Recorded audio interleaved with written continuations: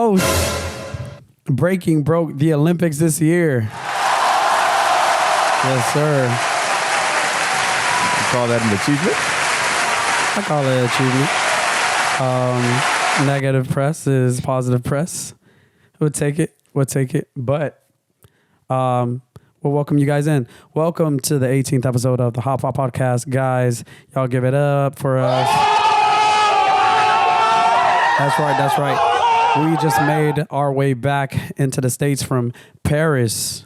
From this year's 2024 Paris Olympic Games. And it's quite a eventful day. Man, did you have a good time?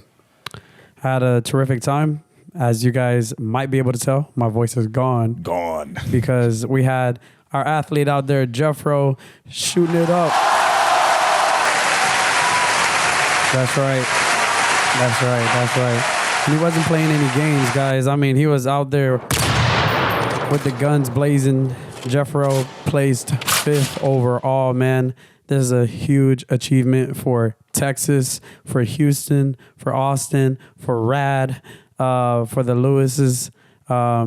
Everything in that manner. It's a blessing to at least be able to attend something that's like a one-in-a-lifetime event, and to attend and also be a part of it, like have a person of your family. Witness, bro. Just to be a witness to that level of breaking, to see breaking on that level of platform, everybody kind of talking about that. But just to be around and be a witness to see that, and then to have that connection with the person that made it 5th overall. Yeah. To be called top 5 B-boy in the world. It's pretty good. Okay. I'll take it. Yep. I'll take it. So, but welcome, guys. Like and subscribe.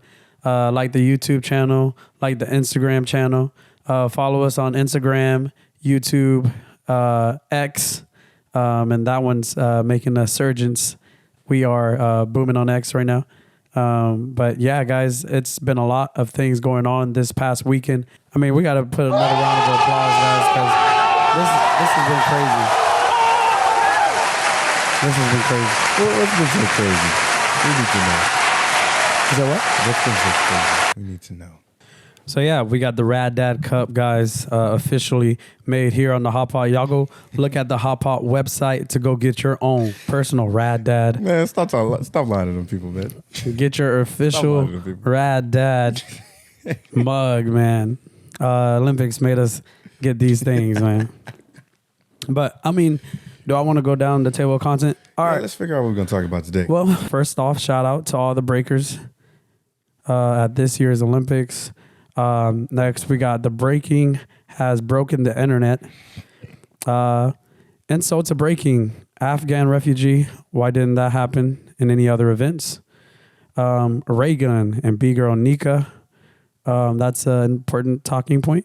A lot of people want to know why she was wearing a do-rag. Overall recap of the breaking Olympics and its comeback in the LA 2028 games. LA canceled breaking long before the announcement. Right. It wasn't Raygun's fault. Yeah. But I have my reservations.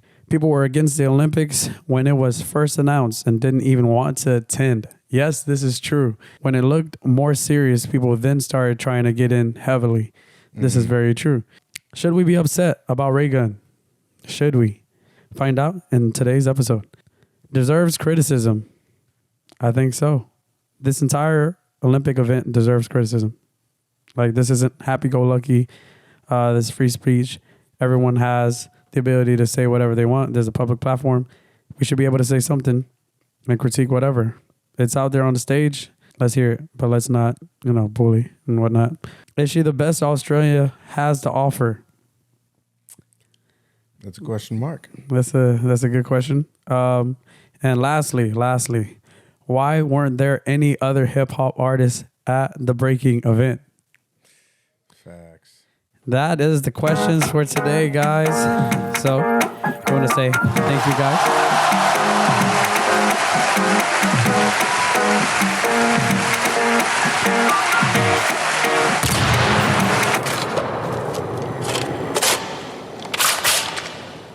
Yes. Damn, that was hot. All right. Stuff to get into for real. Yeah. All right. So first off, shout out to all the breakers who made it out to this year's Paris 2024 Olympic Games. All of you guys are deserving of this praise and your flowers. So we want to give it up to you guys. We want to give the whole studio to clap for you guys, give you guys a round of applause. So we're going to do it just like that for you guys. So that's what's up. That's what's up. That's what's up. To be honest, I felt like a lot of, but for the majority, everybody competed to represent. So, you know, like a lot of people, you see names that have gone to all these competitions for the last 2 years. In fact, a lot of these competitions have been going on to the point where people were flying themselves out, trying to compete, trying to show their name, trying to get points, put points on the WDSF World Ranking Board. And so for the people who really put in that level of work to get to that final stage of the Olympics, the amount of work they put in is immeasurable. So seriously, congrats to all y'all that actually. Did everyone actually put in the same amount of work? That is a different question. Look. I want to say this before I forget anything. I saw Raygun put a post up saying that she only practiced for 37 minutes and she was on the Olympic stage. I have a problem with that. I don't think she practiced for only 37 minutes. No, I know she hasn't. Yeah. But just coming out with all the negative press and stuff like that, and then saying following up with, I've practiced only for 37 minutes. So no one else could, come out and say something like that because no one's ever done that. I'm like, you know what? I was kind of against bullying you. I'm actively not gonna follow her. She's grown. Her account's grown way too much. Yeah. All right. So that leads into this next point. Breaking has broken the internet, man. Breaking has broken the internet. So Bgirl Raygun went from 4,000 followers up to over 100,000 followers. I thought it was 104. It was 108 when I checked. Oh man! So she's made nuts. She's made a monumentous come up, which is also shocking and alarming, to say the least, for the human race. Why would you guys do something like this to give someone a platform that wasn't as deserving as the medalists and the people who placed on podium? Facts. I kind of have a weird thought about what might have happened, or at least what she might have done to get this sort of attention. Because I went back and watched Oceania. I watched all of her battles. She knew how to do top rock. She knew how to do footwork. She knew how to do some threads. She decided not to do them on that particular. Well, but I would say that I actually seen her do some of the moves that I've seen at the Olympics at the Oceania event. True. That's true. Like the toe touch, reach around to the other side, toe touch. She did that at the qualifiers. The Phil bite, she did both times. Yeah. I'm like, oh, yeah, you gonna bite Phil and bite him worse than the leg touch and then leg extend and then look at the camera. Oh, she did that one. I mean, that's not a bad freeze. I don't think some of these things are bad. And I don't think people, look. Other people doing challenges too. When you're saying that, I don't know. When I see other normal people doing her freezes like that, and they're like, oh, man. Yeah. So here's the thing. I kind of have like a half and half type of look at it. Because if this was a local scene or a regional jam, we wouldn't be talking about nothing. I don't think even the general public would be talking about anything because the fact is she didn't get any points. She didn't beat anybody that was there. And, if she was judged a certain way, we wouldn't be laughing or anything like that. Right. There's a skill level she has a skill level that's acceptable at a certain level. What I think everybody is like ticked off about is the fact that skill level got to the Olympic stage. Right.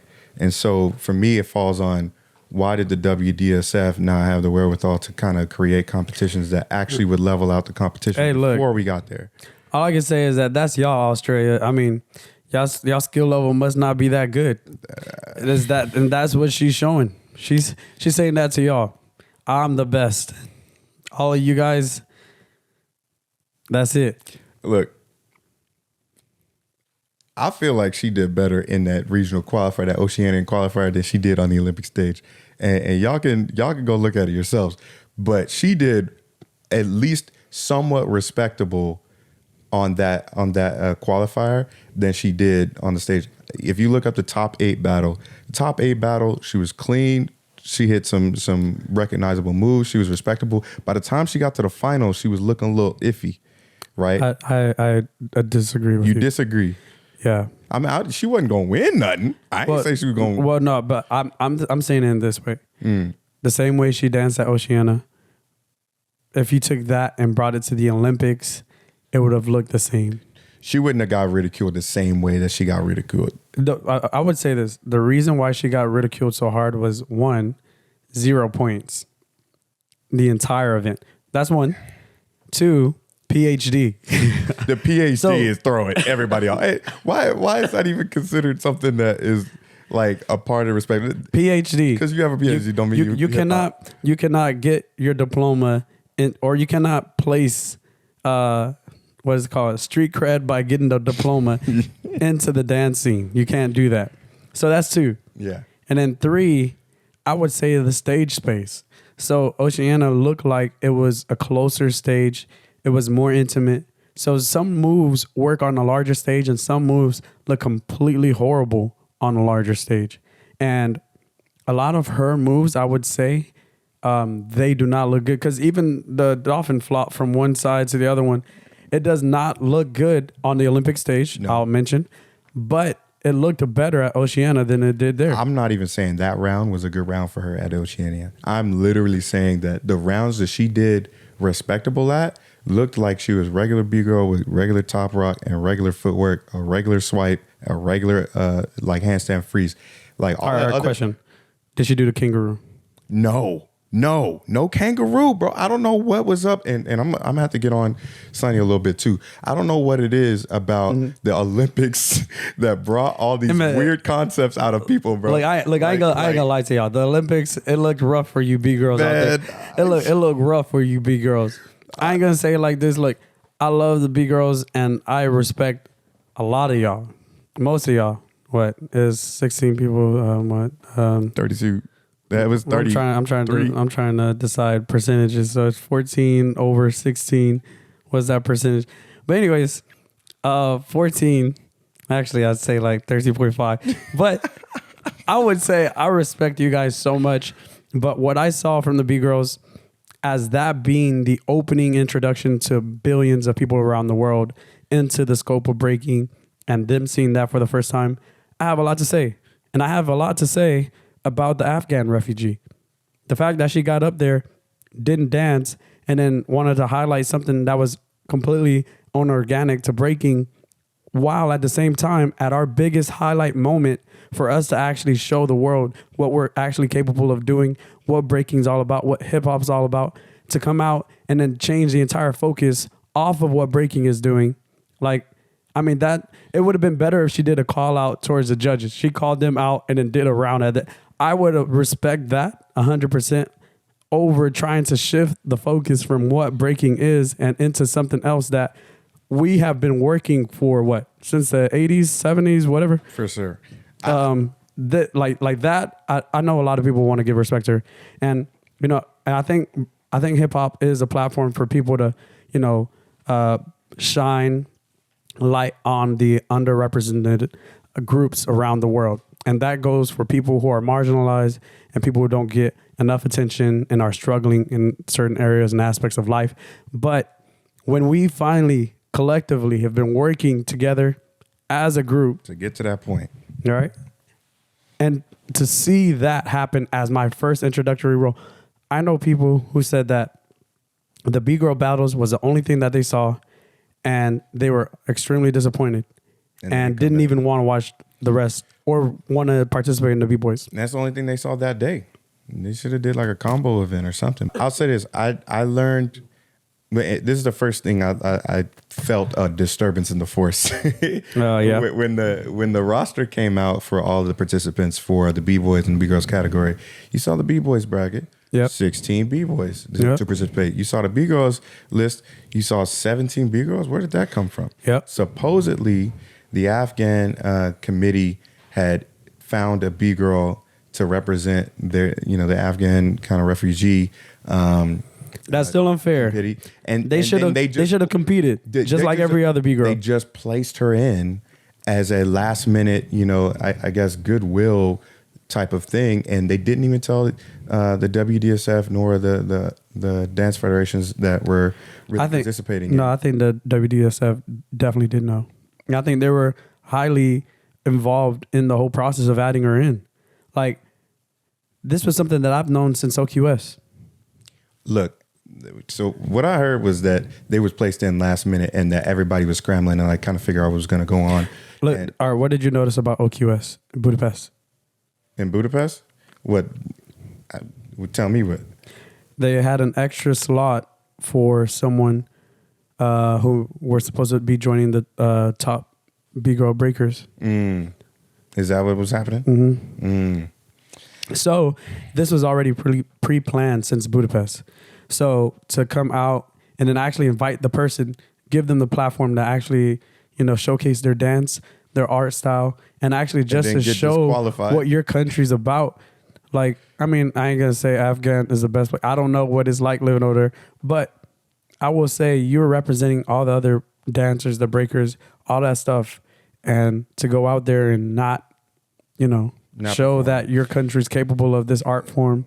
And then on top of that, to, completely shift such a monumental moment for everyone who's been working really hard for this. I have a problem with that. If they wanted to put, it truly apparently was an IOC thing, but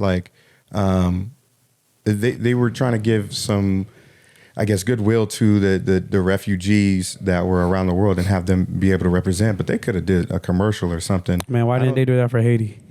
That too. It's like, I don't understand why she had to be a part of a competition she didn't earn the spot in. Yeah. Like every other sport, you have to earn the spot to be there. You have to earn. Another alarming thing is, I wanted to point this out earlier too when you mentioned it, but they had the open slot for Afghan on the women's side, but what about men? Yeah. Why didn't they do that? Well, here's what's unfair.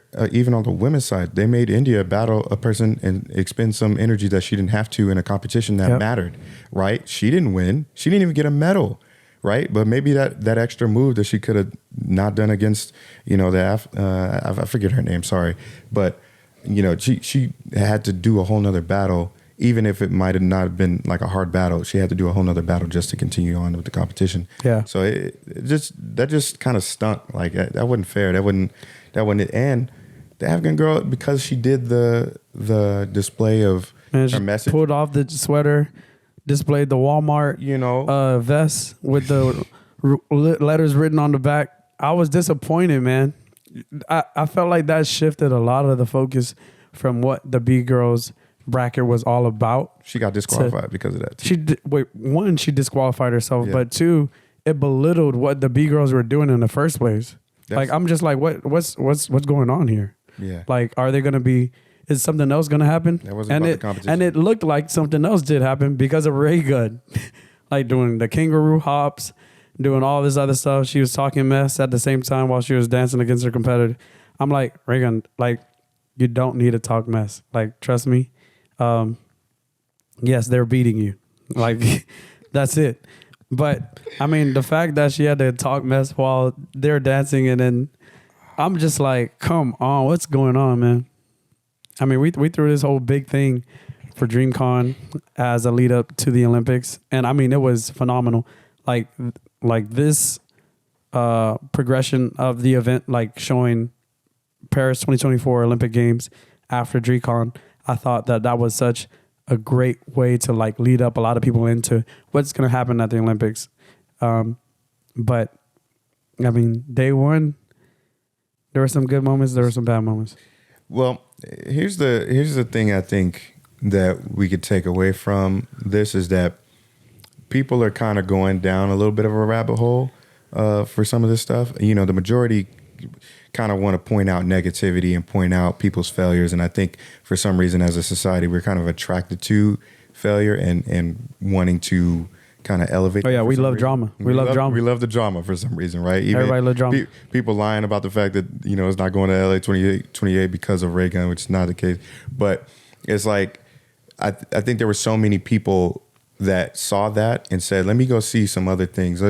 Who is actually good, and actually go and trying to watch some of these videos that are out there of the B-girls and the B-boys that actually did well. So, but then we got some adversaries going down that route too. So yeah, look, we're done talking about Raygun. We're done talking about Raygun. But we got some adversaries as far as NBC goes. Well, yeah. But also another thing is we want to talk about B-girl Nika. Oh, man. And I've heard this from, was it 97 or was it Hot 97? Oh, it was Ebro, yeah, in New York, man. Yeah, so Ebro needs to educate himself because I've always heard him speak on stuff that he doesn't know, and he's been part of hip hop for such a long time.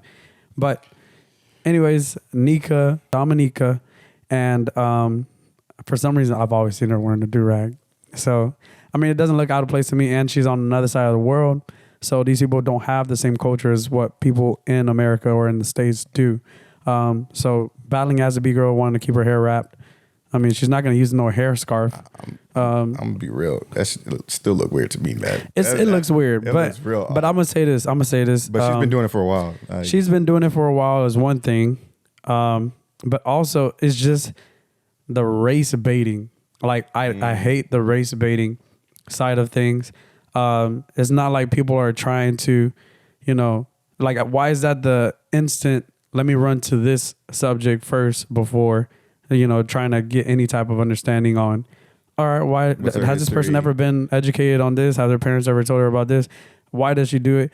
Maybe she's done it because someone she admires does it or wears one. Maybe she likes one.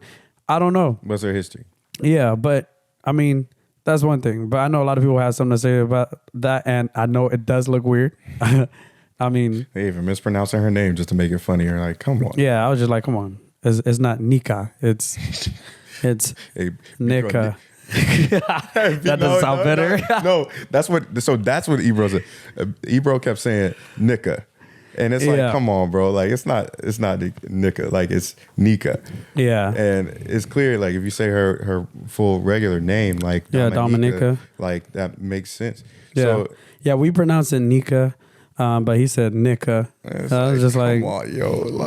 Like you can see him on the video just sitting there trying to get a smile or a laugh out of some people. Like, I mean, he also even admitted, like, he was like, yeah, man, I'm a race person first.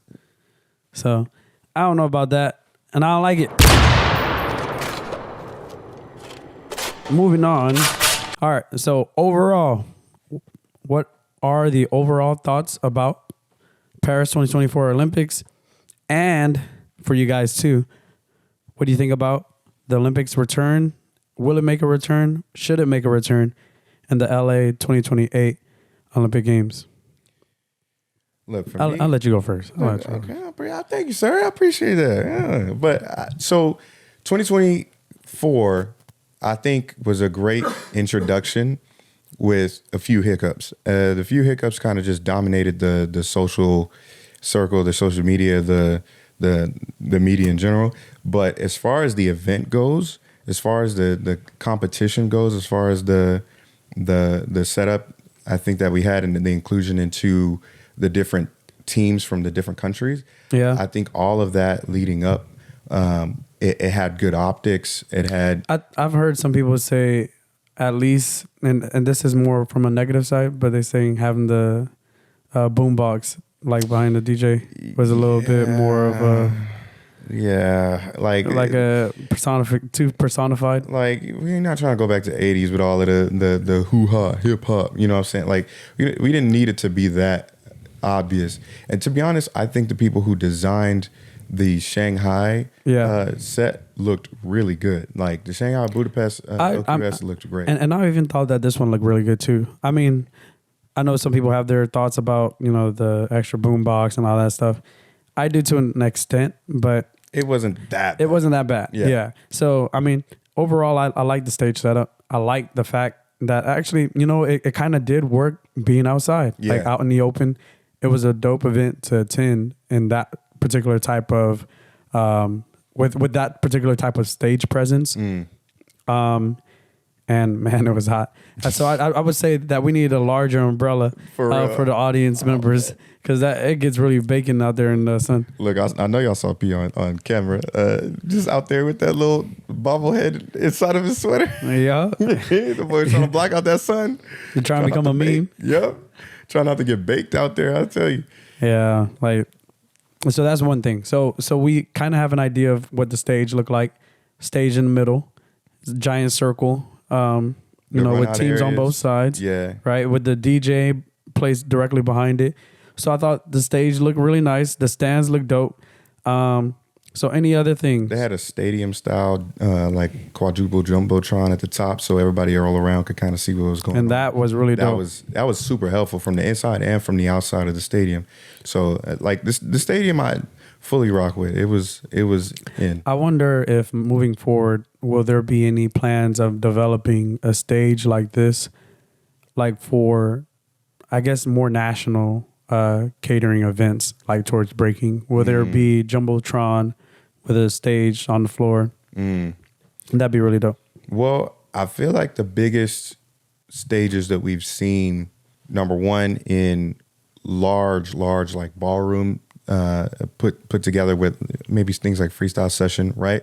Or on the flip side of that, where complete level of production change, we've seen the Red Bull Paris finals in 2023, where that was held at a tennis stadium. Yeah, the tennis open. That stadium, I think, is the largest stadium that we've seen it be in, besides any sort of concert venue. That stadium was larger than the Olympic one. I think it was. You think it held as many seats too? I think it held more. Wow. Like, so the way that stadium was kind of like baked out was like, oh yeah, it had to be bigger. Because I mean, I don't know by how much, but I do remember that the place was just so large. It was just so massive that, like, I couldn't see people up at the stands. Like, that's how big it was.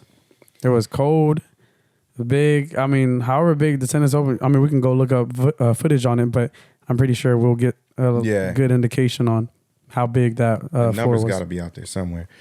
But comparably, that's like the only thing so far that I'm like, man, Rebel pulling up numbers with things like that. But also have another problem with the Olympics and anyone who's shooting any other footage. Why does all of the breaking footage get taken down immediately? Why is it gone? We don't have time to actually, visualize, like digest, go back and rewatch some of our favorite moments. And that's something that's so annoying, because we actually do have that ability when we go to Red Bull events, or, rewatching Red Bull events, rewatching freestyle session events, rewatching ether events, even all the break free and anything. We have all the capabilities to go back and at least watch footage. But why did it get thrown onto this level? And it's something that's not easily accessible or broadly accessible, and we don't towards a large audience. We don't even have the things we have in our own community, right? Like, number one, I'm gonna take this time to shout out to all of the videographers in the breaking community that actually do this work and put it up on their own platforms or on YouTube for the community to be able to watch and keep up with what's actually going on at these jams. And you see stands, you're putting up videos, highly edited, all this other stuff. You see B-Boy Network, you see, a Pro B-Boy channel. You see these other channels put these things up and have them ready available. But when it comes to NBC and Peacock, I get home a day or two later and it's not on there. I just paid $8 for this month to see nothing. Yeah. And they're not even breaking it down by battles. I can go back to the Budapest OQS. It's still up, thankfully. But it ain't broken down in battles. All I can say is that everyone better be really grateful that Stance hasn't decided to say, you know what, we're going to put this behind a paywall. I'm dead serious, because, that's what everyone else in all the different industries are doing in order to have access to their footage. But Stance, you guys make things easily accessible. Daniel, everyone who's a part of that team, B-Boy Network, even all the other channels, the smaller ones. Y'all just make it accessible for everyone to watch all the time. And I think that's something that's highly under marginalized, because, it's such a benefit for us to just have the ability to access our content.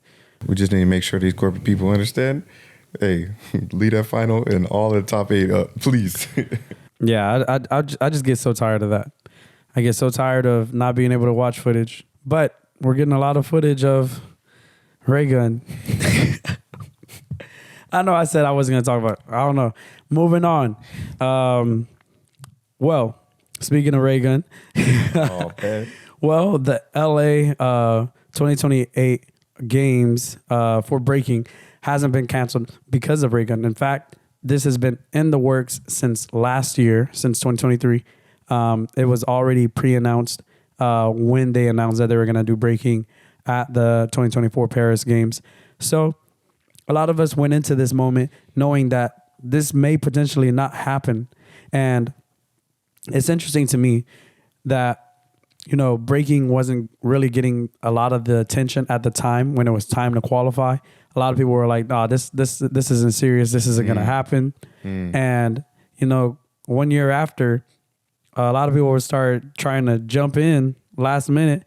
And there's some people that, you know, I actually highly go against the fact that they should have even been in some of the places that they had been in, because rules have been changed around because of the WDSF. So I have a lot of problems with how the WDSF, you know, managed a lot of this stuff that happened. And I heard, or at least from some of the research and some of the stuff I found on the internet, I found is that WDSF is more ballroom oriented. So they were trying to throw this more as an event that would, you know, it would start with breaking, which would give a leg up into the dance scene, dance community, which would then give rise and accessibility into the world of ballroom dancing. So hopefully that isn't what it was there for, and hopefully that wasn't what you know, WDSF you know, done in a way to negatively put something else down in order to give more shine or more accessibility and visibility towards something else, because breaking is part of hip hop and hip hop is worldwide.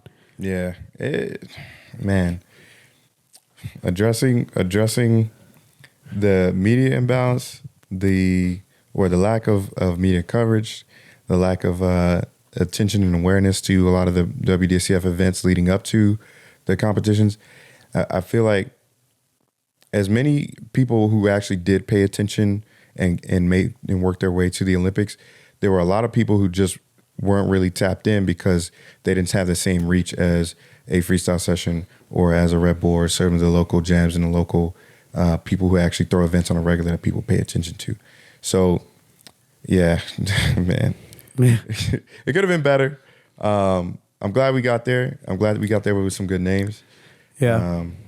But yeah. So also we want to give highlight to the winners of this year's Olympic in the breaking category.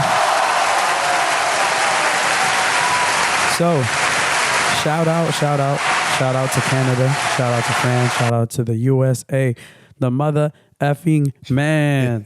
Yo, another shout out.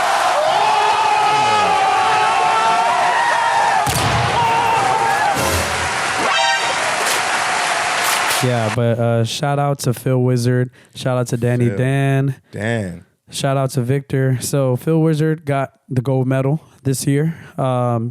Danny Dan from France, also Haitian, got the silver medal. And Victor went and took home the bronze medal for the USA. Brought it on. This is really dope.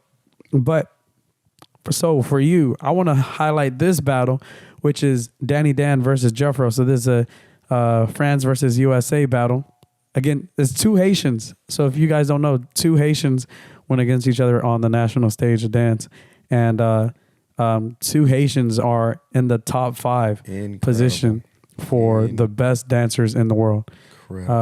This is really dope. But earlier, I was having a conversation with Kid Glide at, post the event. And, he asked me, what did I think about the entire event and, actually that particular battle. My idea at the time was that I thought, I was more okay with the fact of Jeffro losing. I was like, you know what? I guess Jeffro lost. It was by one vote. Yeah.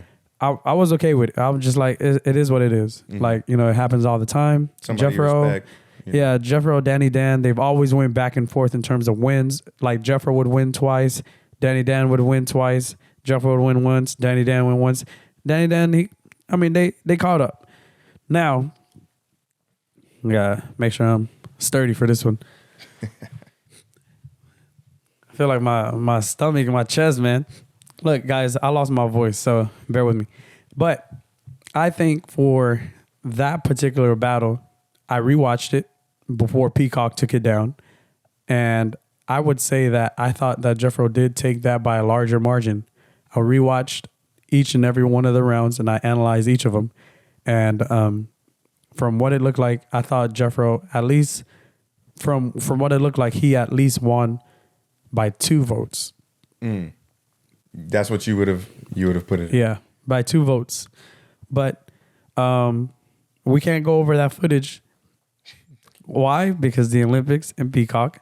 NBC, what you doing, man? What you mainly doing, the Olympics. NBC? Well, it's mainly the Olympics because they have such like a hostile approach to their content and their videos, and it's such an annoying thing because whenever anyone wants to watch any of their things, they'll take it down immediately, and that's how, I got our first copyright strike doing a reaction video. So, that's the worst thing ever. But I just don't understand how, like, people who were there at the Olympics, right? People were there actually attending one event or another, or the athletes themselves want to go see and review how they did. Yep. You get home, it's already gone. Like, the Olympics, the Olympic breaking battles for the B-boys literally happened on Saturday. I got back Monday night. That Monday night. Yeah, it was gone. Gone. On Monday. And the thing is, I watched it 2 hours before they took it down. And then I was like, you know what? I want to go watch this with Tony. Went ahead and turned it back on. And I'm like, where the heck is all the footage? Disappointing. Disappointing. Yeah. So we got to figure out what happened with that. I don't know. What do you think about the Jeffro v. Danny battle? And shout out to Danny. He's one of my favorite dancers. I love watching Danny dance because he's just as musical as, like, I'd say, not only as Jeffro, but a lot of the best people that I've seen who are musically inclined when it comes to breaking. He's tapped in. I would say this. I enjoyed watching a lot of the battles, but I truly think that was the most enjoyable battle of the night. And the reason I say this is not just because, 2 black B-boys, of course, right? But the most musical B-boys, the ones who could hit all of the things that was coming up. We didn't have music restrictions, so we had a couple of songs in there with some lyrics. And what do you know? They hit some lyrics even in tandem, which was crazy to see. And then, just reaching outside of myself, there were so many people who were saying around us at the actual event, or even in the comments of some sections, that actually got to see it live. So they actually were able to see the battles before they took them down. They're saying that was one of their favorite battles because they actually felt like a conversation, or actually felt like a dance. It actually felt, a little bit more in tune. So very engaging. I think it was probably the most entertaining thing for the audience, for sure. Yeah. So what do you think that the final score should have been on that? You didn't have a chance to actually review the footage again. Well, I had my own. I can't even screen record the battle. Dog. I can't even screen record. They DRM that thing so crazy. It's ridiculous. So, this kind of, it's like all this censorship and all this BS. Why can't I record something on my own personal phone? Well, look, and choose not to. We want it, therefore they want to be able to charge for it any type of way they want to. So we can bring our own camera next time, man. I'm gonna tell you that right now. But the score was close. The score was heavy. Honestly, it was a little hard to see the outcome. But to be honest, I've seen worse calls to the point where this was acceptable. In terms of, like, if I was just looking at it objectively, both people brought the heat. I can't really say one way or another that in my heart of hearts, like, damn, this person should have won and it only should have been this way. Like, they were both going hard. Yeah. You really can't fault the judges for trying to go one way. Yeah, I really like the chemistry when it comes to watching both of them dance. It looked like they're both just so comfortable with battling each other. And always making it turn into a moment. Not only, as a battle, but as a moment, as a showcase, as something that all the viewers all around could always be like, dang, like they look like they're having fun. It looks really dope. It looks like, they're friends. They're rivals pretty much in a sense. So it builds out this story where you have this long-term like storyboarding that kind of like, oh, this person took it then and now this person took it now. And, you can see the friendly rivalry happening. I feel like that battle, if people got to see it in BC, would be the most inspiring battle, especially the young kids of that entire day. Yeah. For sure. But I thought it was dope. Y'all let us know what y'all think. Follow us on YouTube, Instagram, and X. Stay updated on our episodes, videos, and everything else that's soon to be coming. Next point. Breaking in 2028. What's next? I don't know what they're going to do for breaking in the 2028 Olympic Games. I feel like we've kind of hit like this high ceiling. And now we're going to be on this way down. And we're going to be like, dang, that was the biggest thing. Like, now what? I think I feel like that's at least going to be the sentiment for some short time frame that people are going to be like, well, I mean, it was at the Olympics. I can't go battle in someone's garage now. Like, there's going to be local events and people love the local events. I'm not knocking on any of those. But I just feel like the Olympics gave a lot of people, like it reinvigorated a lot of, motivation from a lot of dancers to actually pursue something that's even greater than themselves. For sure. And to battle on the biggest stage ever. Sponsorship. The biggest stage ever that breaking has ever been on. It inspired a lot of people to do that. Mm-hmm. So now that's been taken away, I feel like you're going to see some motivation be taken away. So I don't know. So I kind of had two things. One, I think there's a lot of people in the community organizers, event organizers that have put in so much work to make their event as big as they have become, right? We think about people like Cross. We think about people like Rome here in Austin. Like they've tried to put their event on the map to a level where it's gonna bring some sort of people in, right? There's sponsors out there like Giant Box and Snipes and all sorts of stuff. So things have been kind of moving up in this way for the last few years. I want to see what it looked like with sponsors coming into the space. More sponsors are coming into the space already. And I think after this breaking, being in the Olympics and people haven't seen that at least a lot more people will be aware, a lot more sponsors will be aware, a lot more people that work at those companies will be aware that this is a thing and that people are watching, right? They have the ability to now dig through footage and dig through some of the history of the last couple of years and see, hey, people are selling tickets or people are, throwing events at big event centers, and Outbreak and IBE and things like this are happening, as freestyle sessions happening, right?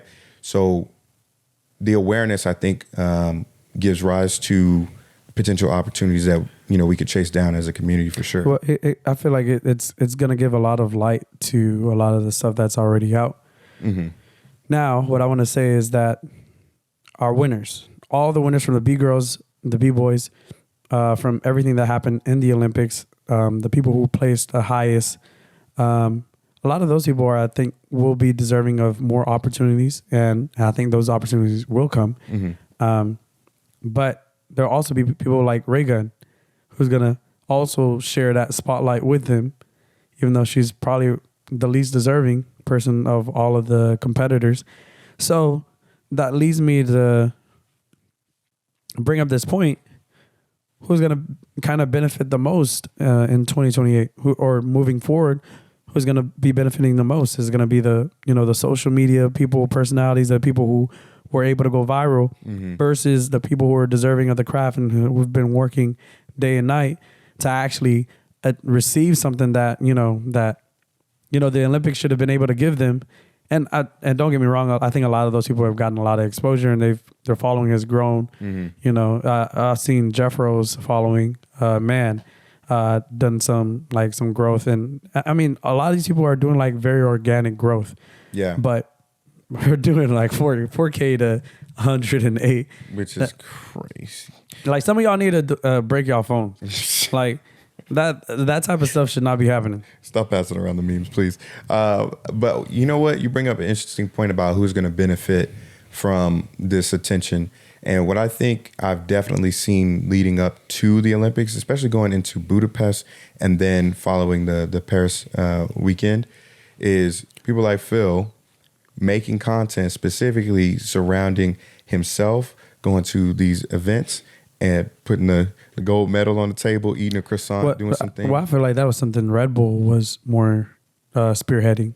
You think so? Yeah, because, I mean, you've seen Red Bull do some of those, the quirky type videos like, oh, let me do a 90 and place a bottle cap on this bottle, or throw a ping pong at this while doing a flare or something. Well, they definitely put those together for sure. But I've seen Phil do his own individual videos. Yeah. And whether or not that's, like he has a Red Bull manager or he has a manager that's affiliated whatever way, guiding him through, how to become a little bit more of a personality and gain those opportunities, that could be coming from, somebody giving him advice.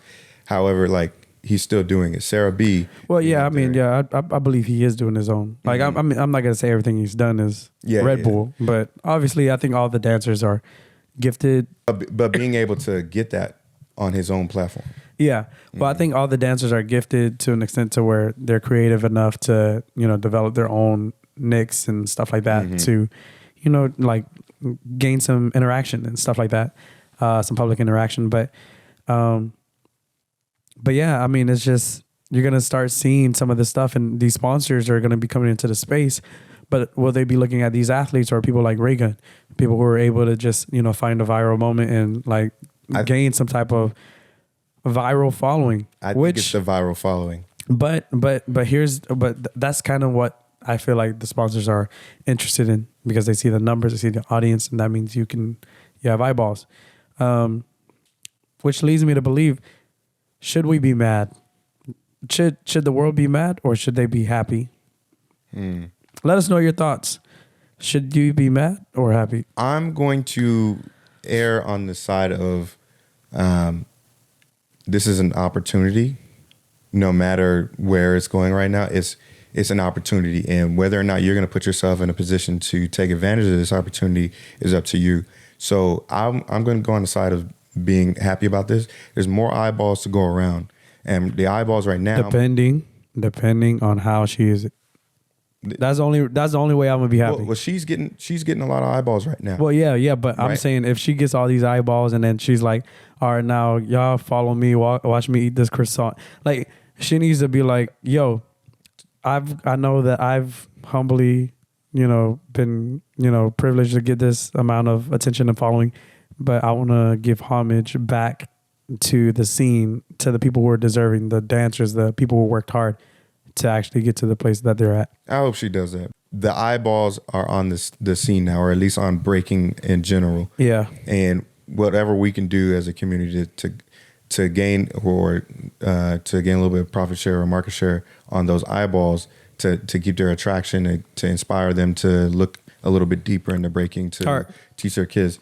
I think that's what's going to happen. So the other thing is, does it deserve criticism? Does what deserve criticism? Someone like a Raygun getting so much attention. So anything, and look, I ain't on no hate stuff. I don't care. People make their own money.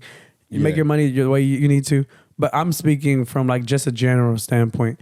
Should people be able to criticize, or should people be more positive? Well, you can criticize anything. And here's what I'll say about when it comes to the dance or the performance. Judging, voting as a judge is criticism, right? Voting and having your own opinion as a audience member, right? You've done this. I've done this. Everybody who's in the community has probably done this. Sitting in their own space, they'll figure out who they're going to vote for. They might throw up a hand with the judges, right? That is a part of criticism. So we're already doing that and voting who we think is going to do good or bad or as a performer. So we already do that. Everybody already believes that. If you voted ever, you already believe that criticism is a part of that. Yeah. So yes. Yeah. So we're just hoping that, you know what, I think in a way that this world has kind of been like, only positive things need to be said. But I think the negative things need to come in too, so that, you have an equal way of trying to balance balance yourself without, being completely blind to like all the positives in life, but also that, when you get the negatives, that there's room for improvement, and it brings you back to reality and like forces you to kind of have a rationale that's more, level-headed than something that's just like anything I do will make money, will be gold, I'm just the best. Great point. So I think it deserves criticism. I think the people who say that people shouldn't say anything, no, they definitely should say something. You can't improve. Yeah, I mean, and I mean, this whole craft in itself, I've seen people call out judges. Like, people call out judges. People, like the dancers want to say stuff. I've had my doubts against some of the judges and some of their conviction and their credibility. So I think it's important for everybody to be able to voice that, because if not, now you're just kind of like, we're all just robots. Like, what kind of gives us free will to, really give our convictions and our opinions on how certain things go. Like, and that's kind of what makes things interesting. Like, I don't want to talk to people who have all the same opinions as me. Like, we should be in search of like a diverse of interest and thought, and like people who have different perspectives. Yeah, like you said. I think the biggest point is, if you're saying you can't criticize, then you can't course correct. I think there's things that are obviously worth criticism, but as we mentioned earlier, not into bullying. Like, bullying and just making fun of somebody just to make fun, just to bandwagon it, is not the same as like literally giving, hey, this is what you need to do better on, or this is what wasn't done well and what needs to be fixed in the future. It's a different conversation. Bullying and criticism, completely different. So criticism for WD7, don't run events where there's, no, the level of talent isn't at the level of the rest of the world. You need to be able to find a better system to weed out people that aren't at the level, right? I think that the system should have been, everybody who got a ticket to Paris should have got a ticket to the final qualifier, rather than a ticket to Paris. Yeah. Wait, what do you mean? Break it down. There were 6 events that, if you won those international events, Oceania being one of them, I believe North Africa had one. There was one in Europe. Oh, okay. Right. That got that straight ticket. So what he's saying is that a lot of you guys, not a lot of you guys, but there were a few select dancers who had direct tickets into the Paris 2024 Olympic Games.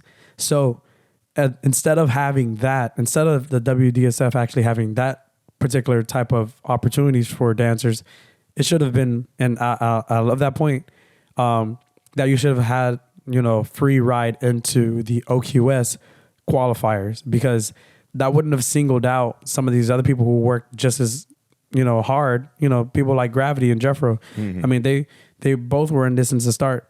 Like, and I mean, that's no dig towards Victor, because Victor's a great dancer, but it would have made things a little bit more balanced. And, you wouldn't have seen like, okay, well, he just got something that took him straight to the Olympics, and now you guys have to fight over one. I think it would have been a little bit more fair and leveled if, all right, let's see who takes it at OQS. People without the skill would have been weeded out in the top 40. So, But the refugee thing should have never happened. Period. I think if they wanted to give refugees a platform, it should have been a highlight, a commercial, a segment, a break in the performances, and to highlight what was going on there. Putting them in the middle of a competition where they didn't earn a spot just makes it look bad for them. Not even just for breaking in general, but like, you didn't earn a spot. Why should we even listen to anything you have to say if you're not even there on merit? You know what I'm saying? It kind of just devalues the voice in the first place. Yeah. And I mean, and some of those people won't even have the same interests as the competitors. The competitors are thinking, oh yeah, I'm about to do this and, make a name for myself. Not about the competition at that point. Now someone's looking to make a viral moment. Like, it's not about you. It's going to be about this viral moment I'm about to do. Yeah. And you don't even know that as an athlete. I think if the IOC was really trying to like make a goodwill towards the refugee federation that they had put together, they would have made short statements in the events that they were hoping to participate in some sort of way. They I think it was the IOC. I don't think it was IOC. I think it was WDSF. They oversaw the whole thing. So that's the only people I can actually look at and be like, well, you guys gave it the green light. It would have never happened if it wasn't for that. So that's the only way I can look at it. Well, you can ask our sources, but you know, I mean, they didn't know that she was gonna like, all right, let me protest. Yeah. Well, here's the thing. Nobody knew that was gonna come out, and she disqualified herself, and they, you know, immediately banned that off the what do you call it, the broadcast. But it's like to come in and just kind of not even compete really. Yeah. After being given a spot but I do want to give you guys some credit, WDSF.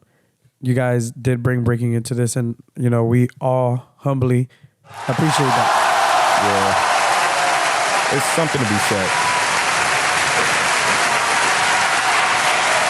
Like, we all definitely do appreciate that, because that gave light to a whole, you know, realm of dancers that, you know, didn't really even have the platform or the exposure that, you know, that we had this past weekend to actually showcase this style.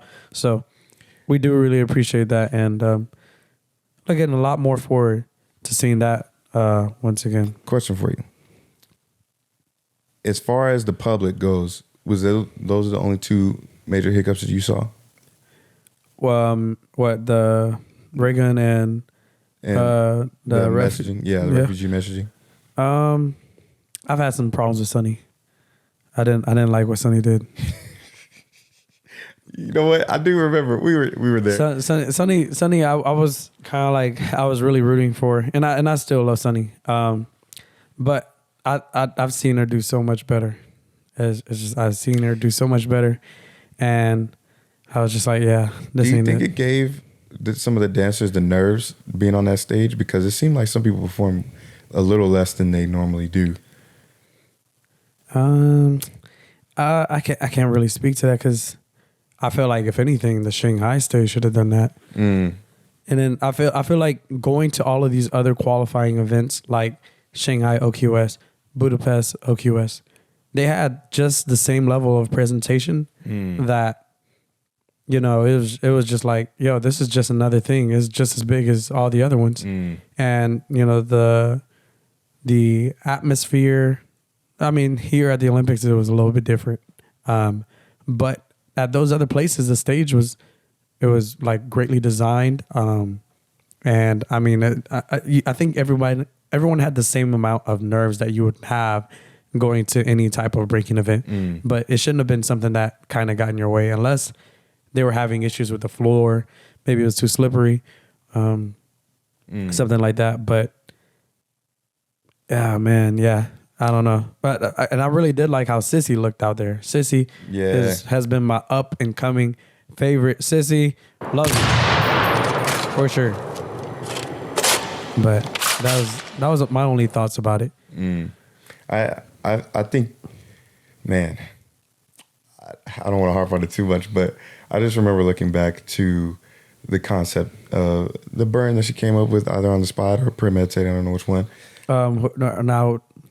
Who are you talking about? I'm talking about Sonny. All right, which burn?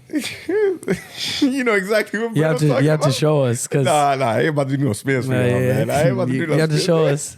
What did she do? Man, she took that girl head, put it on her shoulder. Let's show us. Show us how she was doing it. Man, y'all gonna look up shot put. I ain't about to do no shot put for y'all, man. But I'll tell you this. She did that spin, that shot put spin, and threw the invisible head somewhere in the crowd. Sorry, so Charles is doing a very poor job of showing y'all.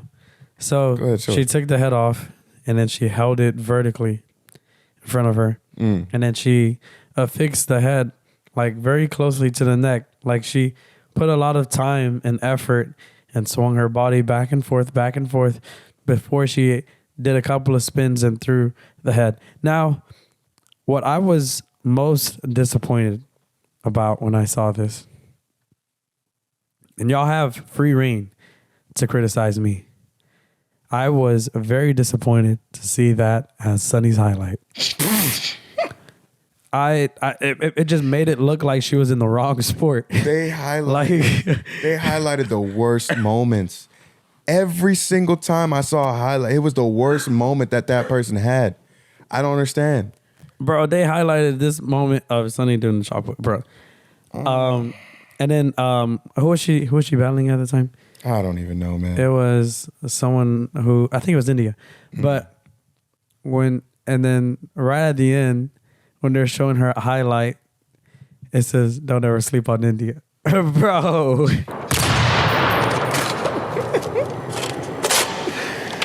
You can't make this stuff up. This honestly, it's not the worst part. Arc. It's not even the worst part for me because I didn't get to see it live. He got to see it live, and I got to see a little bit of the replay. So when I saw it, the way he described it, I was like, oh, it wasn't that bad. But what made it that bad for me was the looking around for validation instead of just doing it. She looked around like 2 or 3 times. No, there's no way. There was no. If you just did it, just walked off, people would be like, I can't believe it was still bad, but like it made it worse to be like, hey guys, like, did I do good? Yeah, like, come on. Like that's what it looked like, because it was like everybody, y'all see this? It's happening. It's happening. Did I do good? I think I did good. And then went into your round. But there was this other moment in her round where she was dancing. It was round 2. And she did something, and then India kind of like stepped forward. But she stood there. And it was literally like, I can count 10 seconds. And she just stayed right there on the floor on her knees looking at India. And I was just like, Sonny, do something, get up. Like, get up and fight. But I don't know. But much love to you, Sonny. I do want to see you more, and I want to see you coming out to the events. All of you guys are role models now. I mean, there's going to be so many like youth coming up to a lot of these guys looking for inspirations, looking for ways, critique and criticism on how to improve their dance and what should they do in order to like advance their skills in the same manner, same form that you guys did. So I think this is another big breaking moment, man. Breaking moment. They were the first class. First Olympic breaking class. But until then, guys, like and subscribe into the HotPot. Catch us on the next episode. Follow us on YouTube, Instagram, and X. See you soon.